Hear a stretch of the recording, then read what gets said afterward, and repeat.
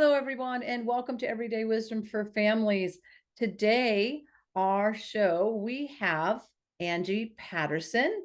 I met Angie at the Steve Harrison Publicity Summit. Angie Patterson and the incredible work that she does with photography. And for those of you who are listening on the radio, she has behind her the most incredible pictures of animals and flowers and sunsets or sunrises. I'm not sure which that one is. And they're absolutely incredible. And this photography stuff kind of opened up a whole new thing for her in her life. So let me introduce to you Angie Patterson. Welcome, Angie. Thank you, Kelly. It's a pleasure to be here. So tell me, why did you start doing photography? I guess I landed into it kind of by default when my granny gave me what was called a snappy camera when I was 7 years old. And, I describe it sometimes as I think maybe granny was onto something more than I was at the time. But, really, what child doesn't enjoy going out and taking photos when they have a camera or these days a cell phone in their hand? And, the photography just continued through the years, and I learned a lot of things along the way, taken a lot of online courses and workshops, and now it's really quite amazing that I find myself joining you at the Media Summit and talking to you here today about photography. Yeah, photography is great. I mean, I remember the first time I saw a Polaroid camera and waiting for that film to come out instantly and looking at the pictures was so amazing. And I even have some photo albums from when I was a kid. And we have pictures that still survived from those Polaroid cameras. And now I think they have a new version of something like that. But cell phones have become, I think, one of the major ways to take photography nowadays. What have you Yeah, done? I would agree, Kellyanne. And, like as we know, I mean, the cell phones are everywhere and they're so convenient, they're lightweight, and it can really help introduce, adults and especially, kids to the joy of photography without necessarily having to learn all the buttons and dials or the basic buttons and dials even of a camera, unless of course they choose to go that route. Yeah, and I know many people do. But I'll tell you, in the audience that I work with, everyday families, you know, they're on the go. They're on the go. And I have one person in my family system who carries a real camera with her and she takes amazing photos. But let me tell you, she also has an iPhone, and a lot of the stuff that she's posting in social media, and all my grandchildren, all these other people, they're doing the same thing. Like everybody's got pictures on their phone. I actually buy cell phones nowadays because of their camera quality, which is really interesting. Like, it doesn't matter if I can hear my anybody talking to me on the phone, as long as I can get a good picture, we're all set. That's awesome. And there was a time, and because my journey began with the camera and all the workshops I attended, I began learning with film and then switching to digital. And it took me a while to just kind of mesh in with using my cell phone or having my iPhone with me. And there will be times when I know it's not going to do the job for me, but there definitely are times when it's like, yeah, this is my go-to equipment for right now. Yeah, and Angie, one of the things you and I talked about was my daughter, when she was middle school-ish, back in the 90s, had a camera, a real camera, took some photography classes, and she just loved it. And it was wonderful. Um, the sad part of it was is she went through a lot of film, and back in those days cost a lot of money to get all that stuff developed for her, but she really loved it. But then high school came and things moved along, and then later she has a son now who is just about 20 years old, and he loves film, but he did everything differently than her. He actually used his cell phone, and he had slow, like we went to the library, and the particular library we were in, in Rio Rancho, New Mexico, had an entire window that overlooked like a mesa and everything. And you could see the clouds, the whole entire sky change over the hours that we were there. And he loved taking videos of things like that. And then, of course, he would speed them up and then share them. And it just looked, I mean, it looked totally professional, which was interesting to me. I've certainly struggled with that, but I think bringing cameras adds so much to a person's life. And of course, now social media, we see that. I saw this commercial. It was very interesting. This man sitting on a bench, and this girl comes over and she just starts like throwing photos at him, all of herself. And they're going, where are we going with our world today? And definitely there's a lot of selfies. Selfies is a whole new, I didn't even know that word, I should say, when I was growing up. Nobody knew that word. That's kind of come with the invention of cell phones. But tell me, like, what is one of the values of just having a camera, whether it's a camera or cell phone camera? What's one of the values in a person's life for having these things? Well, it's so, I think it's fun, but it can also be so important just to capture what I think of as those once in a lifetime opportunities and those special memories. And it's like describing, seeing this vista and the clouds and the light changing through the day and recording that. And sometimes just even as a photographer, I will think, oh, and I know better. It's like I will photo that on my way back, or on my way home, if I'm on vacation. Well, that opportunity or that lighting or situation will not be repeated in exactly that same way. So a lot about photography, I think sometimes is just, if you see a moment, just take the time and take some photos, take the time to play. It's sometimes I think, we're hurrying here and hurrying there, but do we really need to hurry? What it just be in the moment. And it's like, so for 15 minutes, you're just going to play with your camera, play with your phone, watch that beautiful light, as you described. Those are such precious moments. When I began working, I was widowed at 21 years old, and I wound up having to go to full-time work shortly thereafter to support the family. And it was a very stressful job. It was a very stressful job. I worked in a bank, and it was during the time when the banks were closing. There was a lot of bank closures. We had just got notice that our bank wasn't closing yet, which caused a huge run on the bank for weeks at a time. And I remember driving home from work just exhausted. And there was one particular hill that I would drive up, and then on the way down, I could always saw these most incredible sunsets. And there was just amazing.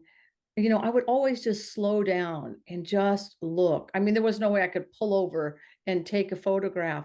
But even to this day, those images are burned into my mind as just something that just helped me reduce my stress, just relax. And I was working in a domestic violence shelter back in New Mexico in 2013, and we had a very, very bad day in the shelter. Some major crises had happened, and I was driving home, and once again there's big vistas. They call New Mexico Big Sky Land, and they are right.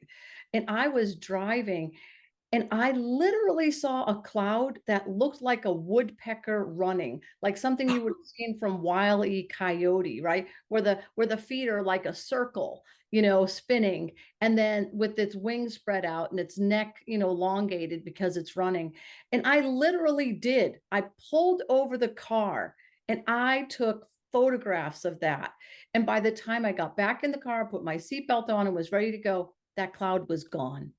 And I was so glad that I took that moment. And once again, just in nature itself, which I tell a lot of my families, nature is very calming for a lot of people. Why do you think people love fishing? I think fishing's very boring unless you have a really good book, but nonetheless, um, some people love fishing. Do you know what I mean? And other people like Mhm. going for walks, and nature is just an incredible way to just help people in general calm down. And when you have a photo of it, do you know what I mean? Like I think about those photos like that. I actually put it in a photo album, printed it out, made sure I had it because I'm like, you guys, like how often do you see a road runner in the sky? Like that was totally awesome.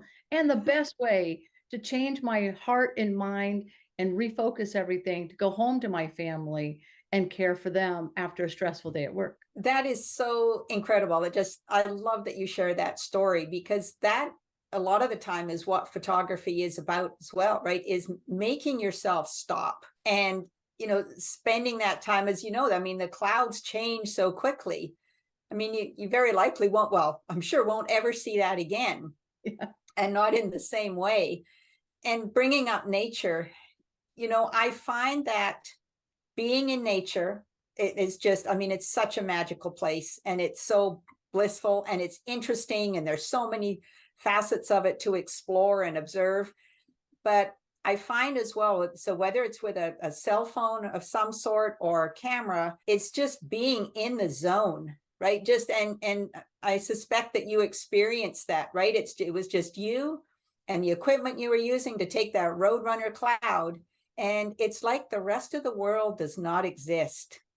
That's And I right. find there's a real sense of calm that happens during those experiences. And like you experienced, it's like a shift in mindset. You get some good endorphins going, and it just sets you up for whether it's the rest of your day or, into the evening. And those are magical moments. They really are. And I think that's why I've always been drawn to photography. And I thought I was not very good at it, but now I've learned you just keep clicking buttons, but until you get the right Yes, you do. button. However, I think you have more tips than just clicking buttons. You know? Before I ask you what those tips are, I want to just put in this problem that I see. I know people who post on social media and they use filters that change their faces because they think that look makes them more beautiful. And what I'm finding is that, in my opinion, that's lowering your self-esteem because you're beautiful the way you are. Do you know what I mean? You were created beautifully. I really believe that with all my heart. And so, why do we have to have a million filters to take away who we are, to present ourselves to other people? Now, yes, makeup, lipstick, things like that, but I'm talking they're completely changing face shapes, all kinds of things. As you give us your tips for how to make this better, can we make ourselves look beautiful without having to have all these filters? Absolutely. I like what you've just said there, Kellyanne. And, you know, every single person, I agree with you wholeheartedly, is unique, right? There's only one of you, and exactly one of you. And no one else looks as gorgeous. Well, I shouldn't say that. Everyone looks as gorgeous, and inside and out. So here are some ways without some filters that you can make yourself look even more gorgeous, using, for example, the natural light that Mother Nature has given us. Okay. So there's the bright sun of during the day. Now you can experiment with that, because the cool thing about that is you're going to have also the experience of learning to work, say, with shadows and light. And now the harsh light can create some unflattering shadows. So how's a way that you can deal with those? Well, experience or observe how, as you did too with your story, Kellyanne, how the light changes through the day.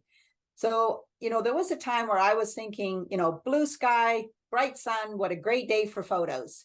And I have learned to appreciate bright cloud, overcast day. What a great day for photos, Okay. because it can help bring out the detail, and you can avoid the challenges of the harsh light and the shadows. And then, of course, there's that absolute glorious, known as the golden glow, that one can often see at sunrise, just sort of within sunrise and sunset.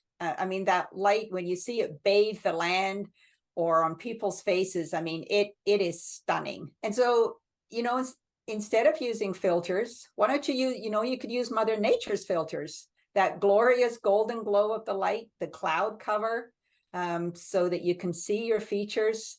And that'll just help you put your best side forward, and of course you'll be gorgeous. That sounds great. That sounds great. And as we're wrapping up, Angie, I've really enjoyed our time together.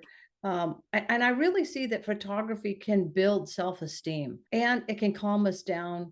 Do you have any other things that you would like to share with us about the significance of just bringing photography into your everyday life? Well, I think you've absolutely hit on it, with self-esteem and our self-worth.